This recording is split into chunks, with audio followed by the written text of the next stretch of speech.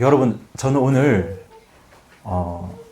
교회의 회원이 된다는 것에 대한 말씀을 사실 드리려고 합니다. 여러분, 어디에 회원하면 여러분 어떤 느낌이 떠오르시나요? 저는 솔직히 헬스장이 제일 먼저 떠오릅니다. 연초에 큰맘 먹고 1년 회원권을 끊잖아요. 그렇게 등록하는 그날은 내가 올해는 정말 열심히 운동해야지 굳은 결심을 가지고 시작합니다. 그런데 한 달이 지나면 안 나가기 시작하잖아요. 그리고 2달이 지나면 회원권이 있다는 것도 까먹습니다. 그런데 헬스장에서는 전화도 안 오죠. 회원님 요즘에 왜 안 오세요? 이런 거 안 물어봅니다. 그게 헬스장 회원의 자유예요. 이름만 명단에 걸려있고 안 가도 아무도 안 찾는 거. 그런데 많은 분들이 교회 회원이라는 말을 생각할 때도 딱 이 정도 느낌으로 생각할 때가 많습니다. 그냥 교회 주소록에 이름이 올라가 있고 주일에 얼굴 한번 비추고 그러면 나는 이 교회 회원이다. 이렇게 생각하는 분들이 많으신데요. 사실 예수님이 세우신 교회의 회원이 된다는 건 이런 의미가 아니에요. 그런 회원이 아닙니다. 여러분, 우선 결론부터 말씀을 드리자면 예수님이 세우신 교회의 회원이 된다는 건요, 누군가가 내 삶에 들어와서 내 삶에 대해서 형제님, 자매님 그렇게 사시면 안 됩니다 라고 말할 권리를 내가 어떤 사람에게 내어주는 거예요. 그런데 그게 한 사람이 아닙니다. 교회 공동체 전체가 내 인생 한복판에 들어와서 내 삶을, 내 인생을 참견하고 간섭할 수 있도록 내 인생의 문을 열어주는 겁니다. 그런데 여러분, 사실 정말 여러분이 그런 회원 되고 싶으신가요? 제가 오늘 여기에 대해서 말씀을 드리려고 하는데요. 이번이 우리 교회 개척 이후 2번째 수양회입니다. 제가 첫 번째 수양회에서는 예수님이 세우신 하나님 왕국에 대해서 개략적으로 말씀을 드렸고요. 오늘은 예수님이 세우신 교회에 대해서 말씀을 나누려고 합니다. 다만 시간이 부족하기 때문에 교회에 대한 모든 말씀을 나눌 수는 없고요. 교회가 도대체 어떤 곳일까? 그리고 교회의 회원이 된다는 건 도대체 어떤 의미일까? 여기에 대한 말씀을 나누려고 하는데요. 사실 이 질문에 정확하게 답할 수 있는 분은 바로 교회를 만드신 분, 교회를 세우신 분입니다. 여러분, 교회 누가 세우셨나요? 네, 교회는 예수님이 세우셨어요. 여러분, 우리가 교회를 세운 게 아닙니다. 교회 간판 달면 교회가 되는 게 아니에요. 구청 가서 법인 등록한다고 해서 교회가 되는 게 아닙니다. 여러분, 교회는 예수님이 세우셨어요. 다산 성서 침례교회도 예수님이 세우셨습니다. 우리 마태복음 16장 18절 말씀 다시 한번 읽어보겠습니다. 시작. 내가 또한 내게 이르노니 너는 베드로라. 이 반석 위에 내가 내 교회를 세우리니 지옥의 문들이 그것을 이기지 못하리라. 네, 내가 내 교회를 세우리니. 예수님이 예수님의 교회를 세우신 거예요. 그러니까 여러분, 교회가 어떤 곳인지 알고 싶으면 우리끼리 모여서 회의할 게 아니라 이 교회를 세우신 분한테 여쭤봐야 합니다. 그런데 재미있는 건요, 여러분, 예수님이 사도들이 아니라 예수님이 복음서 전체에서, 그러니까 마태, 마가, 누가, 요한복음 다 합쳐서 교회를 몇 번 언급하셨냐면요, 딱 2번 언급하십니다. 딱 2번 언급하세요. 그런데 그 2번이 다 마태복음 한 권에 들어가 있습니다. 어디에 들어갔냐면 한 곳이 마태복음 16장, 다른 한 곳이 마태복음 18장. 딱 2곳밖에 없어요. 예수님이 교회를 세우셨는데 교회에 대한 언급이 너무 적으시죠. 그러니까 생각보다 교회에 대한 언급이 적으니까 어떤 분들은 예수님이 교회에 대해서 너무 관심이 없으신 거 아닐까, 이렇게들 생각들도 하세요. 그런데 사실 그렇지가 않고요. 예수님이 교회에 대해서 딱 2번만 언급하신 이유는요, 이 2번의 말씀 안에 교회에 필요한 설계도가 다 들어가 있어서 그렇습니다. 그렇게 딱 2장이면 충분한 설계도, 그 교회의 설계도 2장을 오늘 같이 살펴볼 건데요. 그 첫 번째 설계도가 바로 우리가 방금 읽었던 마태복음 16장 말씀입니다. 여러분, 예수님이 말씀하신 교회의 첫 번째 설계도가 마태복음 16장에 기록되어 있는데요. 마태복음 16장 15절에서 예수님께서 제자들에게 이렇게 물으십니다. 저희 다시 한번 읽어보겠습니다. 시작.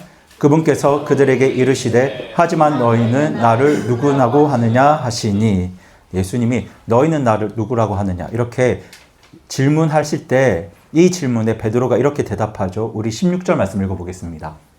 시작. 시몬 베드로가 대답하여 이르되 주께서는 그리스도시요 살아계신 하나님의 아들이시니이다 하매. 자, 여러분, 베드로가 주는 그리스도시요 살아계신 하나님의 아들이십니다 이렇게 고백할 때 이 고백을 들으시고 예수님께서 뭐라고 말씀하셨냐면요, 이 반석 위에 내가 내 교회를 세우겠다고 말씀하셨어요. 그러니까 이 반석이 무엇이냐면요, 지금 바로 이 베드로의 신앙 고백, 믿음의 고백입니다. 이 고백의 내용이 예수님은 그리스도시고 살아계신 하나님의 아들이십니다. 예수님께서는 바로 이 믿음의 고백 위에 교회를 세우겠다고 말씀하셨는데요. 그러니까 우리가 교회가 되려면요, 우리도 동일한 믿음의 고백을 할 수 있어야 우리가 뭐가 됩니까? 교회가 됩니다. 그리고 이 믿음의 고백을 하려면 이 고백이 무엇을 의미하는지 우리가 정확하게 알아야 합니다. 그런데 문장이 짧으니까 이 의미가 별거 아닌 것 같지만 사실 이 짧은 문장 안에 정말 어마어마한 의미들이 다 들어있거든요. 그래서 오늘 그 의미를 먼저 하나씩 살펴보겠습니다. 첫 번째 고백이 주는 그리스도시요. 여러분, 그리스도가 무슨 뜻이냐면 이게 히브리 말로도 메시아입니다. 메시아의 뜻은 기름 부음 받은 사람입니다. 그런데 과거 이스라엘은 어떤 사람들한테 기름을 부었냐면 왕, 제사장, 대언자 이 세 종류의 사람에게 기름을 부었는데요. 하지만 사실 보통 유대인들이 메시아 할 때 사람들 머릿속에 바로 떠오르는 존재는요, 제사장이나 대언자가 아니라 그냥 하나님 나라의 왕이었습니다. 저희가 이걸 다니엘서에서도 나와줬습니다. 제가 이 말씀을 드리려고 다니엘서를 한참 나누었거든요. 여러분, 메시아를 신약시대 헬라어로 그리스도라고 하는데요. 그러니까 이 그리스도라는 말도 사람들이 그리스도 하면 딱 떠오르는 이미지가 바로 하나님 나라의 왕이었습니다. 그런데 여기서 하나님 나라가 어떤 나라냐, 그리고 그 나라의 왕이 어떤 왕이냐, 이게 중요한데요. 여러분, 다니엘 7장 환상을 기억하시죠? 짐승들이 막 바다에서 올라옵니다. 사자, 곰, 표범, 그리고 정체를 알 수 없는 짐승까지. 이 짐승의 나라들이 뭘 뜻하냐면 세상 나라, 세상 제국들을 뜻합니다. 그러니까 힘으로 다른 나라를 짓밟고 삼키는 나라들, 사람을 갈아 넣어서 굴러가는 나라들, 이게 짐승의 나라인데요. 사실 지금 우리가 사는 세상도 그렇잖아요.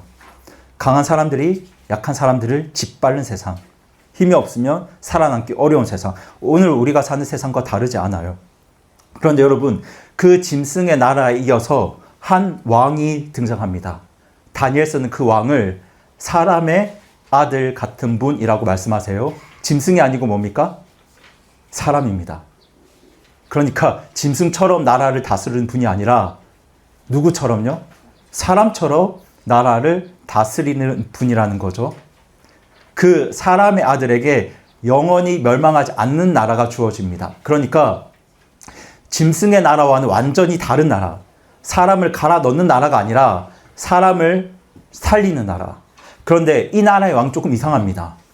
다니엘 9장을 보시면요, 이 나라의 왕 메시아는 자기를 위해 사는 왕이 아니에요. 기억하시죠? 우리 다니엘 9장 26절 말씀 한번 읽어보겠습니다. 시작. 62일의 뒤에 메시아가 끊어질 것이나 그것은 그분 자신을 위한 것이 아니니라.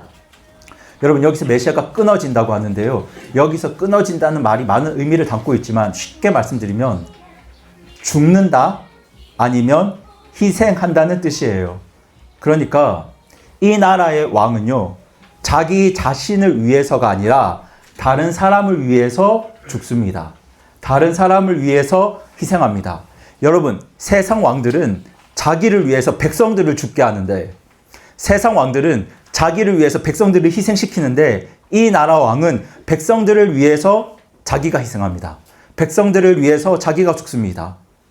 이렇게 백성들을 위해 자기가 죽고 희생하는 이 왕이 세우는 나라가 어떤 나라이냐면요, 그 나라의 모습이 마태복음 5장, 6장, 7장에 기록되어 있습니다. 저희가 지난 수양회에서도 그 하나님 나라의 모습을 개략적으로 나누었고요. 근래의 교회에서도 그 하나님 나라의 모습을 한 절씩 한 절씩 아주 구체적으로 살펴보고 있는데요. 여러분, 이 하나님 왕국의 본질을 보여주는 말씀들이 바로 이런 말씀들이죠. 원수를 사랑해야 한다. 너를 박해하는 자들을 위해서 기도해야 한다. 오리를 가자 하면 십리를 가야 한다. 여러분, 솔직히 이런 말씀들을 들으면 그런 나라가 어디 있어? 그렇게 사는 사람이 어디 있어? 이런 생각들이 듭니다. 그리고 사실 저도 그런 생각들 많이 했습니다. 이 하나님 나라의 기준과 진입 장벽이 턱없이 높고요. 들어가는 문도 너무 좁습니다. 그런데 여러분, 우리가 이 나라를 나라, 왕국 이런 개념으로 생각하지 말고, 크게 생각하지 말고 그냥 동네라고 한번 생각해 보겠습니다. 동네입니다. 만약 정말로 원수를 사랑하려는 사람들이 모인 동네가 있으면요, 나를 미워하는 사람들을 위해서 기도해주고 축복해주는 그런 사람들이 모인 동네가 있으면 여러분, 그 동네에 살만하겠죠. 내가 들어가기 어려운 건 분명하지만 일단 들어가서 살면 거기가 이 세상에서 제일 살기 좋은 동네가 아니겠습니까? 정말 행복한 동네가 아닐까요? 이게 서로 안 밟잖아요. 서로를 위해 주잖아요. 서로를 사랑해 주잖아요. 근데 사실 그게 정말 사람 사는 동네거든요. 근데 그런 곳이 바로 짐승의 나라가 아니라 사람의 아들이 세우신 하나님의 나라입니다. 그러니까 주는 그리스도시요, 예수님은 그리스도십니다라고 고백하는 게 뭘 의미하냐면요, 구약시대의 수많은 사람들이 그토록 오래 기다렸던 이 나라의 왕, 다니엘이 환상으로 보았던 그 사람의 아들, 그렇게 산상수훈에 그려진 그 하나님 나라의 왕이 예수님이라고 믿고 고백하는 겁니다. 그러니까 주는 그리스도시요, 이 베드로의 고백은요, 이 하나님 나라의 왕이, 구약성경, 신약성경에 기록되어 있는 이 하나님 나라의 왕이 예수님이십니다라고 고백하는 거예요. 그러니까 여러분, 교회에 회원이 되기 원하는 분들의 첫 번째 고백이 바로 이 고백이어야 합니다. 그러니까 이 고백은요, 일단 내가 하나님 나라에 들어가고 싶어야 돼요. 내가 지금 하나님 나라에 정말 간절하게 지금 들어가고 싶은데 예수님께서 그 하나님 나라의 왕이십니다 라고 고백하는 거예요. 그리고 베드로의 두 번째 고백이 뭐였나요? 주는 살아계신 하나님의 아들이십니다. 여러분, 예수님이 살아계신 하나님의 아들이십니다. 이 고백이 어떤 고백일까요? 여러분, 사실 원수를 사랑하는 나라, 사람이 못 만듭니다. 여러분, 가족도 제대로 사랑하지 못하는 우리가 어떻게 원수를 사랑하는 나라를 만듭니까? 못 만듭니다. 여러분, 요즘은 유튜브 보시면요, 실리콘밸리에 어떤 이타주의자 그룹들이 어떤 주장을 하냐면, 인공지능이 발달하면 기본소득이 가능하다고 하면서 인류가 유토피아를 세울 수 있다고 주장합니다. 그런데 여러분, 사람은요, 유토피아를 세울 수 없습니다. 절대로 세울 수 없습니다. 왜 세울 수 없을까요? 모든 사람이 죄인이기 때문입니다. 여러분, 사람이 유토피아를 세울 수 있다고 주장하는 대표적인 한 사람이 누구냐면요, 일론 머스크거든요. 그 사람이 자기 가족 제대로 사랑할 수 있을까요? 여러분, 우리가 죄인임을 가장 먼저 확인할 수 있는 곳이 어디냐면 가정이에요. 나의 배우자를 대할 때, 나의 자녀들을 대할 때, 나의 죄성이 어떠한지, 나는 절대로 유토피아를 세울 수 없는 사람이라는 걸 바로 확인할 수 있습니다. 그렇게 나의 가정 하나도 죄 없는 가족으로 못 세우는 사람들이 어떻게 유토피아를 세울 수 있겠습니까? 불가능합니다. 그런 죄인들이 원수를 사랑하는 나라를 만들 수 있다고요? 그런 나라를 만들기는커녕 들어가지도 못합니다. 여러분, 가까운 가족한테도 못 참는 사람들이잖아요, 우리는. 가장 사랑하는 자녀한테도 분노하는 사람들이잖아요. 그러니까 다니엘서가 예언한 사람의 나라는요, 우리가 만들 수 없는 나라예요. 이게 죄인들이 세울 수 없는 나라입니다. 만들 수 없을 뿐만 아니라 들어갈 수도 없습니다.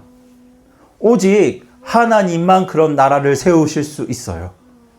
그래서 하나님이 사람이 되어 이 땅에 오신 겁니다. 그렇게 사람의 모습으로 오신 하나님이 누구신가요? 바로 예수님이세요. 성경은 그렇게 사람이 되어 오신 하나님 예수님을 하나님의 아들이라고 말씀하고 있습니다. 그 하나님의 아들께서 무슨 일을 하셨나요? 우리한테 그 나라에 들어갈 자격을 주시려고 십자가 위에서 우리 대신 끊어지셨습니다. 우리 대신 희생당하시고 우리 대신 죽으셨어요. 아까 다니엘서 보셨죠? 다른 사람을 위해, 자기 백성을 위해 끊어지는 메시아, 그 일이 바로 십자가 위에서 일어났습니다. 그런데 십자가에서 끊어진 걸로 끝났으면 아무런 소망이 없잖아요. 그렇게 죽으신 예수님이 어떻게 되셨나요? 네, 다시 살아나셨죠. 다시 부활하셨습니다.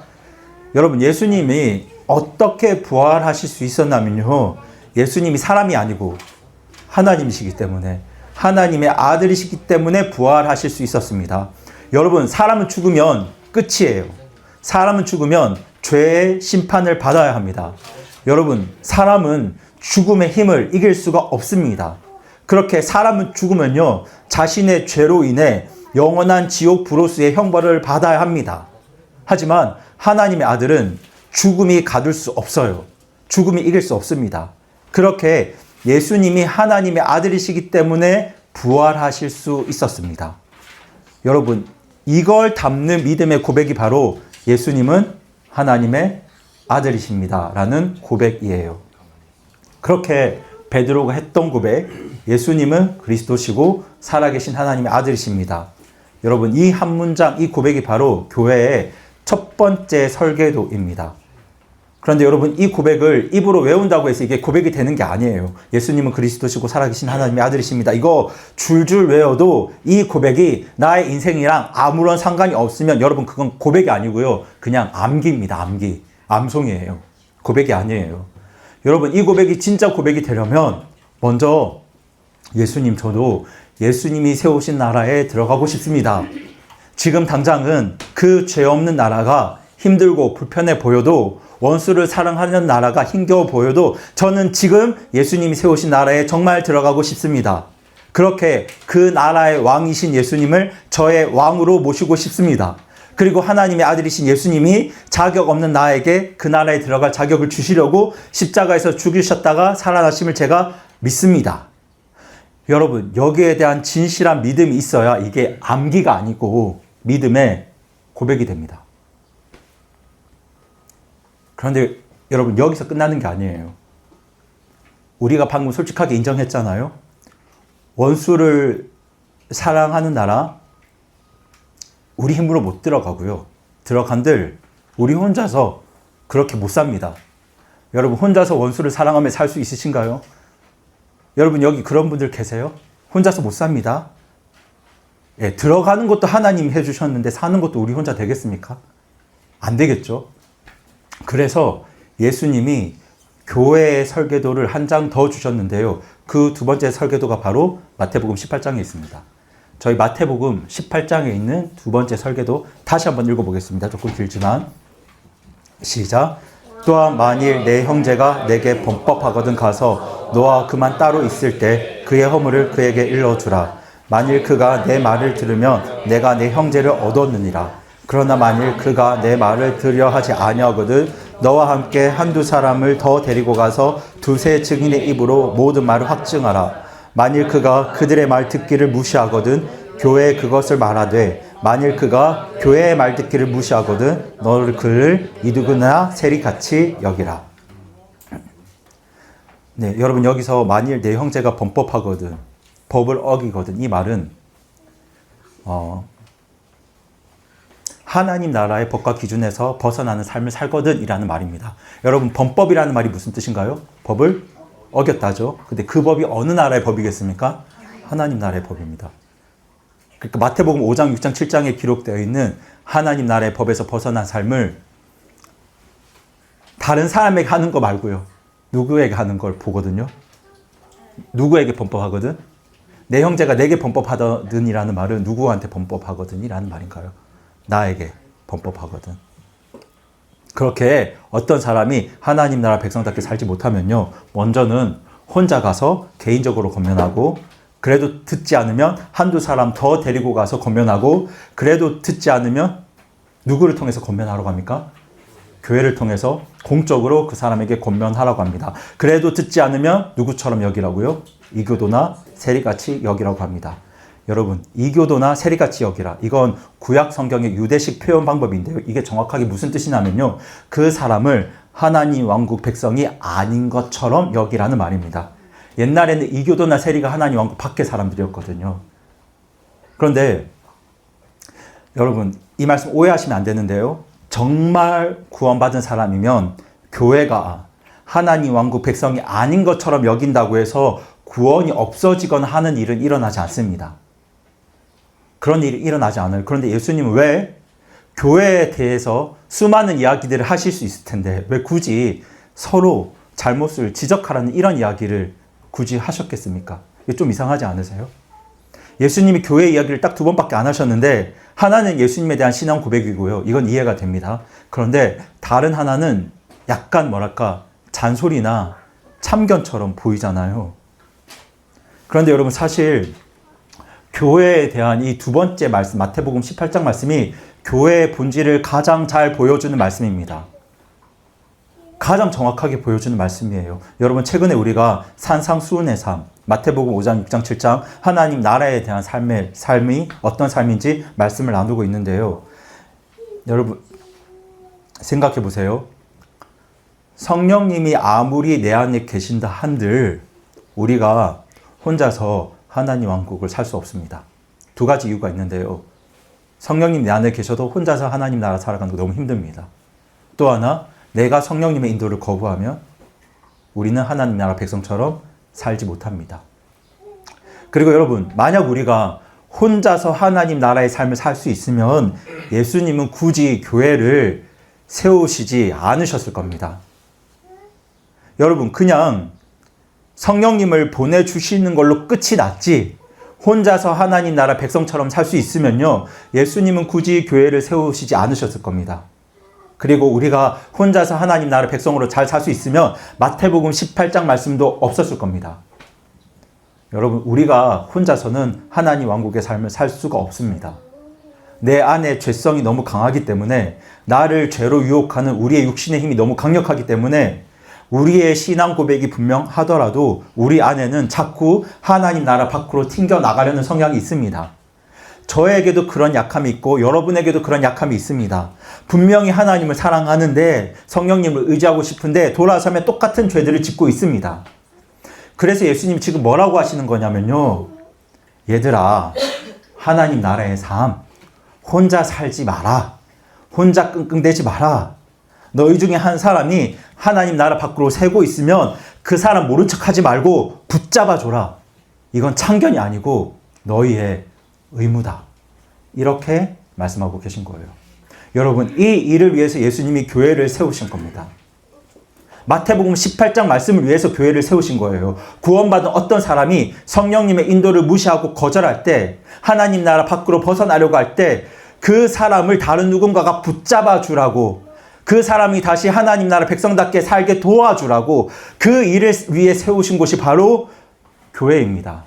예배드리고 집에 돌아가라고 세우신 곳이 교회가 아니에요.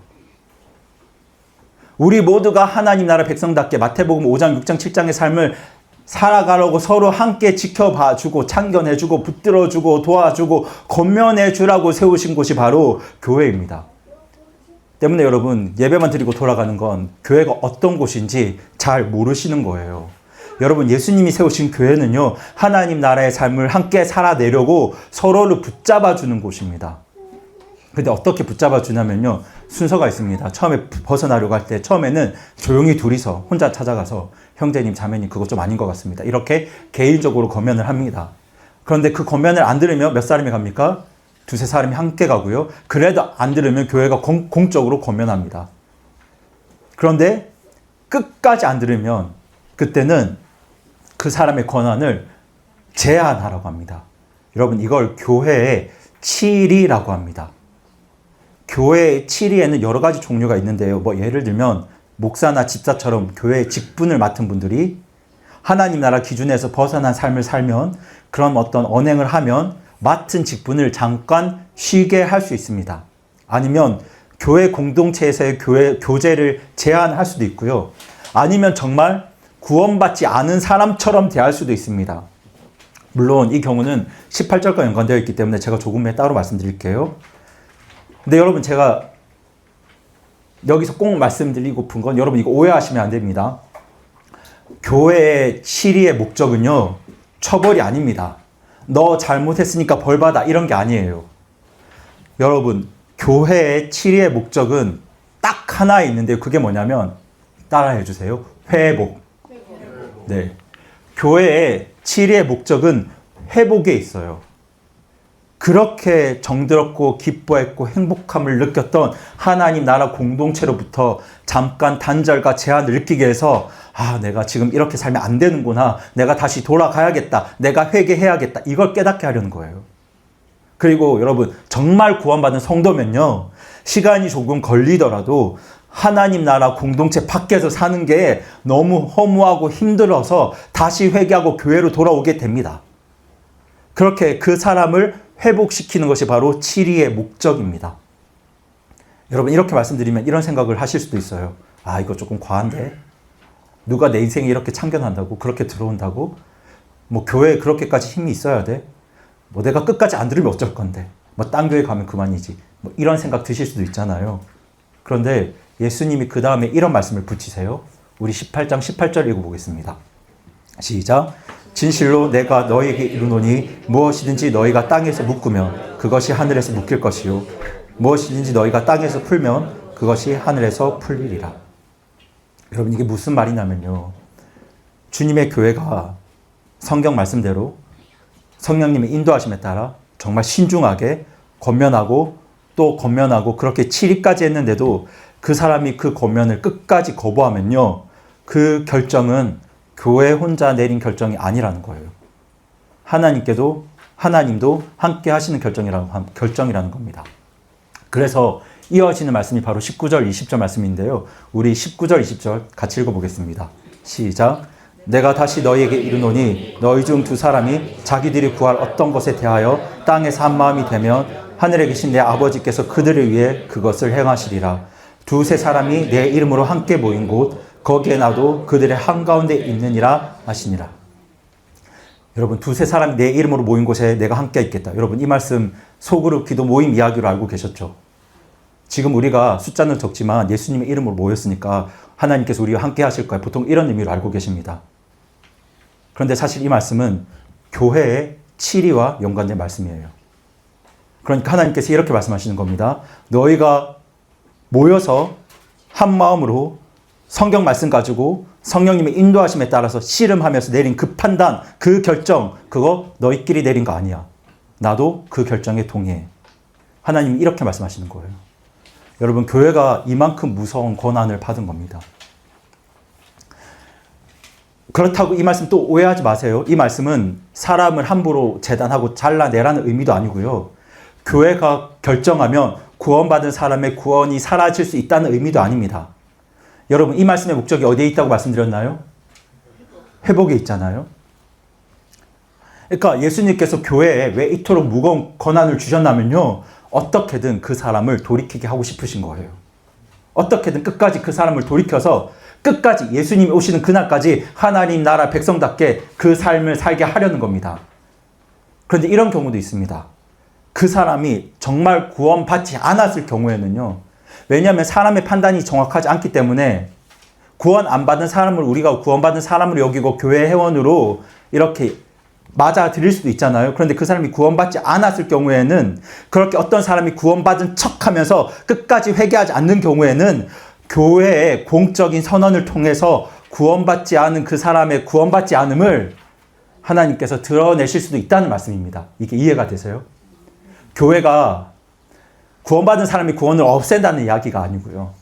교회의 공적인 고백을 통해서 그 사람이 구원받지 않았음을 실제로 드러내실 수도 있다는 말씀이에요. 그러니까 여러분, 구원받은 사람의 구원을 교회가 사라지게 할 수 없습니다. 그게 아니고 그 사람이 구원받지 않음을 교회의 판단과 고백을 통해서 드러내시겠다. 이 말씀이 너희가 땅에서 묶으면 그것이 하늘에서 묶일 것이요 무엇이든지 너희가 땅에서 풀면 그것이 하늘에서 풀리리라는 말씀의 의미이기도 합니다. 그러니까 여러분, 성령님의 인도를 구하는 하나님 나라 백성 두세 사람이 모여서 함께 고민하고 판단하고 결정하면 하나님께서 그 판단과 결정에 함께 하십니다. 그런데 반대로 이런 경우도 있어요. 어떤 판단과 결정을 내리는 교회 공동체가 성령님의 인도를 구하지 않고 하나님 말씀과 상관이 없이 비성경적인 치리를 할 수도 있잖아요. 여러분, 그렇게 성경적이지 않은 치리, 예를 들어서 교회 안에서 어떤 힘 있는 분들이 저 사람 기분 나쁘다고 너 나가 하는 거, 그건 교회 치리가 아니잖아요. 그건 횡포입니다. 횡포. 그렇게 성경에 근거하지 않은 치리는 하나님 인정 안 하십니다. 그리고 그런 교회면 그냥 기쁜 마음으로 여러분 다른 교회 가시면 됩니다. 그게 좋아요. 그런데 어떤 교회가 정말 하나님 나라의 삶을 구하면서 성령님의 인도하심을 구하는 가운데 어떤 판단과 어떤 결정을 한다면 하나님께서 그 판단과 결정에 함께 하십니다. 여러분, 그것이 바로 교회의 치리입니다. 그런데 그렇게 교회가 치리했는데 그 사람이 그 하나님의 판단을 존중하지 않으면 그 사람에게 어떤 일이 일어나겠습니까? 제가 여기에 대해서 함부로 말씀드릴 수는 없지만 여러분, 딱 한마디 드리고 싶은 건 여러분, 하나님의 판단과 결정을 절대로 가볍게 여기시면 안 됩니다. 교회의 치리는, 성경적인 교회의 치리는 절대 가벼운 게 아닙니다. 하나님께서 교회의 치리를 이토록 무겁게 하신 데는 우리의 회복을 간절히 원하시는 하나님의 마음이 담겨 있어요. 그래서 교회의 치리는 가볍지 않습니다. 그러면 여러분, 이 교회의 두 번째 설교도가 우리 교회 생활과 어떤 연관이 있냐면요. 사실 이 두 번째 설교도가 교회의 두 가지 의식과 딱 맞물려 있습니다. 그 의미가 딱 맞물려 있어요. 여러분, 교회의 두 가지 의식 무엇인가요? 침례와 주의 만찬이죠. 여러분, 침례는 그저 물에 한번 들어갔다가 나오는 기독교 의식이 아닙니다. 침례는 사실 이걸 묻는 겁니다.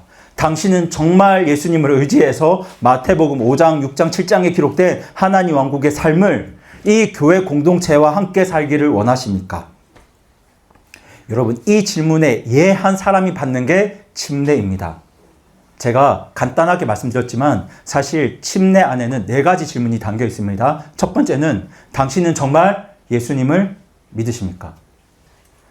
두 번째는 당신은 정말 하나님 왕국의 삶을 살기를 원하십니까? 그리고 세 번째, 그 삶을 위해 당신은 정말 이 교회 공동체와 함께 하기를 원하십니까?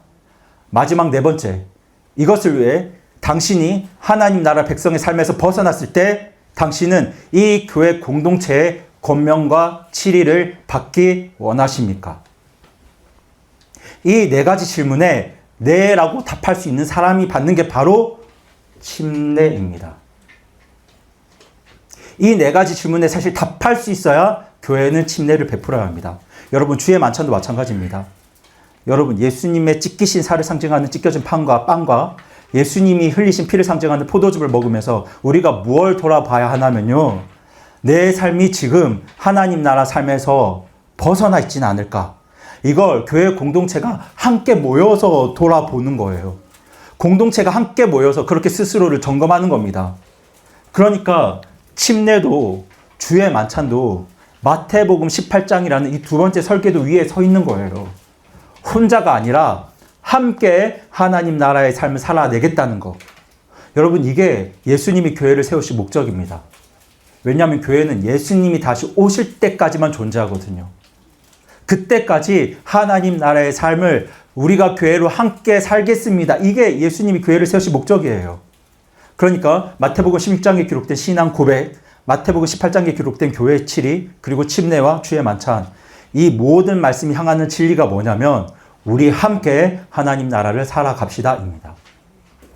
우리 같이 한번 해볼까요? 따라해 주세요. 우리 함께 하나님 나라를 살아갑시다. 네, 우리 옆에 분들에게 말씀해 주세요. 우리 함께 하나님 나라를 살아갑시다. 네, 우리 함께 하나님 나라 살아갑시다. 네, 여러분, 여기에 동의한 사람들이 모인 곳이 어디라고요? 교회예요.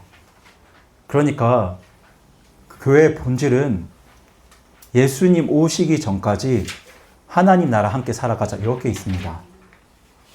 첫 번째 설계도인 신앙 고백도 하나님 왕국에 있고요. 두 번째 설계도인 교회의 치리도 결국 하나님 나라를 함께 살아가는 것, 함께 누리는 것에 있습니다. 그 하나님 왕국을 예수님이 오시기 전까지 함께 살아가고 함께 누리라고 예수님이 세우신 곳이 바로 교회입니다. 여러분, 제가 처음에 드렸던 이야기 기억하시죠? 제가 서론에 조금 부담되는 말씀을 드렸는데요. 교회에 회원이 된다는 건 누군가가 내 삶에 간섭할, 참견할, 들어올 권리를 주는 것이다. 여러분, 오늘 이 교회의 의미가 정리가 좀 되셨으면 좋겠어요. 그러니까 여러분이 우리 교회 회원이 되시려면 이 두 가지 질문에 예 하실 수 있어야 됩니다. 내용이 복잡하진 않아요. 첫 번째, 나는 예수님을 그리스도로, 그러니까 예수님을 내가 간절히 들어가길 원하는 하나님 나라의 왕으로, 그리고 살아계신 하나님의 아들로, 나를 하나님 나라에 들이시오고 죽었다가 살아나신 분으로 정말 그렇게 믿고 고백하십니까? 이 질문에 예 하실 수 있어야 되고요. 두 번째, 나는 그 하나님 왕국을 살고 싶어서, 하나님 나라의 삶을 살고 싶어서 교회에 들어왔는데 내가 거기서 벗어날 때 교회가 나를 붙잡고 권면하고 간섭하고 치리하는 거, 그거 기꺼이 받아들이시겠습니까? 제가 이 두 가지 질문에 예가 되는 분들에게만 침례를 베풀 겁니다. 여러분은 이 기준을 바꾸실 수 없습니다. 이 기준은 성경에 근거한 저의 믿음입니다. 그러니까 저한테 두 번째 질문을 뺍시다 이렇게 말하지 마세요. 앞으로 저는 10년 동안 우리 교회에서 침례받는 사람이 단 한 사람도 없더라도 좋습니다. 저는 첫 번째, 두 번째 질문 모두 예 할 수 있는 분들에게만 침례를 드릴 겁니다. 그리고 이제 제가 오늘 정확하게 말씀드리는데요. 이미 침례를 받으신 분도 마찬가지입니다. 옛날에 어디서 침례 받았다. 저는 그것만으로 자동으로 우리 교회 회원이 되는 거 원치 않습니다. 과거에 침례를 받으신 분들도 지금 이 두 질문에 예 하셔야 우리 교회 정식 회원으로 섬기실 수 있습니다. 그래서 저는 교회 주소록도 그렇게 예 하신 분들을 중심으로 만들 계획입니다. 그런데 제가 여기서 꼭 드려야 할 중요한 말씀 한 가지 더 드릴게요. 지금 당장 이 두 가지 질문에 예 안 하셔도 됩니다. 네. 솔직하게 이 질문들을 보실 때 예 안 하셔도 괜찮아요. 강요 안 할 겁니다. 이거 억지로 강요한다고 되는 게 아니거든요. 억지로 등 떠밀어서 되는 게 아닙니다. 저는 여기에 계신 모든 분들이 이 두 가지 질문에 진심으로 예가 될 때까지 기도하면서 기다릴 겁니다. 여러분도 그렇게 서로가 서로를 위해서 기도해 주시기 바랍니다. 그게 교회입니다. 강요하는 게 아니고요. 등 떠미는 게 아니고요. 조용히 간절히 성령님의 역사를 구하며 기도하며 기다려주는 것. 저는 그렇게 기도하면서 기다릴 겁니다. 그렇다고 해서 기다린다는 게 그냥 여러분 편한 대로 하세요 이건 아니에요. 저는 여기 계신 모든 분들이 이 두 가지 질문을 두고 정말 진지하게 고민해 보시기 바랍니다. 지금 이 두 가지 질문은 지금 이 땅에서의 삶과 연관된 질문이기도 하지만 죽은 후에 여러분의 영원한 운명과도 연관된 아주 중요한 질문입니다. 네, 죽은 후 나의 운명, 죽은 후 우리 가족의 운명과 연관된 아주 중요한 질문이에요. 죽은 후에 여러분이 하나님 나라에서 영원히 사느냐, 아니면 하나님을 거절한 자들이 가는 심판의 장소, 지옥 불호수에서 영원히 사느냐. 이것과 연관된 질문이기 때문에 저는 여러분이 이 두 가지 질문을 두고 정말 진지하게 고민을 해 주셨으면 합니다. 그러니까 여러분, 교회에 회원이 된다는 건 헬스장 회원권처럼 이름 걸어놓고 사는 거 아니에요. 예수님이 세우신 교회에 그런 회원은 없습니다. 그래서 저는 이번 수양에 여러분이 꼭 하셨으면 하는 게 있는데요. 뭐 은혜 받았다 이렇게 끝내지 마시고요. 제가 여기 주보에 질문을 옮겨드렸죠. 이걸 보고 정말 나의 믿음을 점검해 보시기 바랍니다. 이걸 위해 제가 오늘 주보에 방금 두 질문에 대한 자세한 내용들을 기록해 두었거든요. 질문은 두 가지입니다. 그런데 두 질문마다 다 하위 항목 질문들이 있잖아요. 그러니까 첫 번째 질문에 대한 하위 항목에 대한 질문들 글들을 읽어보시고 첫 번째 질문에 여러분의 솔직한 답을 체크해 주세요. 예, 아직 잘 모르겠다. 셋 중 하나에 체크를 해주시고요. 여러분 정말 솔직하게 체크해 주시기 바랍니다. 그리고 두 번째 질문도 하위 항목에 글들과 질문들이 있습니다. 그 글들과 질문들을 읽어보시고 제일 위에 있는 두 번째 질문에 네, 아니요, 아직, 잘 모르겠습니다. 이 셋 중에 하나에 체크를 해주세요. 이걸 수양이 끝나기 전에 해주세요. 네, 끝나기 전에 해주세요. 여러분 지금부터 잘 들어주시기 바랍니다. 이게 여러분의 과제이기 때문에. 여러분이 만약에 두 가지 질문에 다 예 체크하실 수 있으면 아직 침례를 안 받으신 분들은 저에게 침례 상담을 신청해 주시기 바랍니다. 빠른 시간 안에 꼭 상담 신청을 해주시고요. 여러분 이미 침례를 받으신 분들이면 주보에 이름을 쓰시고요. 두 질문에 예라고 체크하셨으니까 주보에 이름을 쓰시고 그 주보를 다시 저에게 주시기 바랍니다. 꼭 이름을 써주세요. 이름을 안 써주셔서 저를 혼란스럽게 하지 마시고요. 그럼 정말 이거 찾기 애매한 상황이지 않습니까? 꼭 이름을 써서 주보를 저에게 주세요. 그러면 저는 그것을 우리 교회의 정식 회원으로 함께 섬기겠다는 의향으로 받아들이겠습니다. 그리고 이게 정리가 되면요. 저는 그때부터 실행위원회를 하지 않고 교회 전성도 총회를 매달 할 생각입니다. 그런데 만약에 아직이나 모르겠다가 있어도 괜찮습니다. 저는 여러분의 솔직한 답을 원합니다. 여러분 그러면 그 질문 그대로 들고 목사님 저는 이거 아직 잘 모르겠는데 이 부분 조금 더 자세히 이야기해 주세요. 이렇게 요청해 주시면 제가 곧 찾아뵙겠습니다. 그리고 이 자리에 계신 모든 분들에게 제 기도 부탁드릴게요. 여기 계신 분들도 그렇고 우리 교회 발걸음하는 모든 분들이 이 두 가지 질문에 예할 수 있도록 여러분 간절히 기도해 주시고요. 그리고 또 서로를 살펴주시고 서로를 위해 기도해 주시기 바랍니다.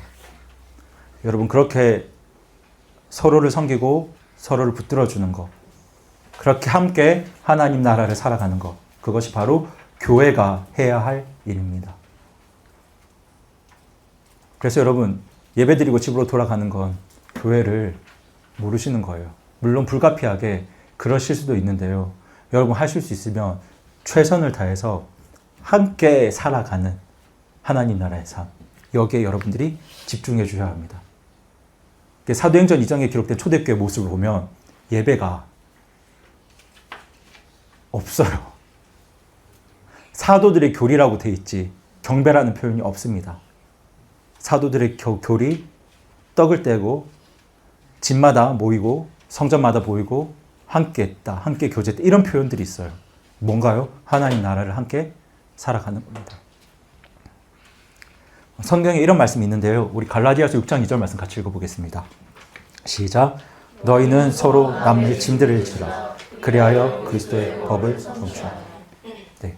여러분 그리스도의 법이 어느 나라의 법이겠습니까? 하나님 나라의 법입니다. 그러니까 교회 회원이 된다는 거 거창한 거 아닙니다. 이 말씀 안에 다 들어가 있어요.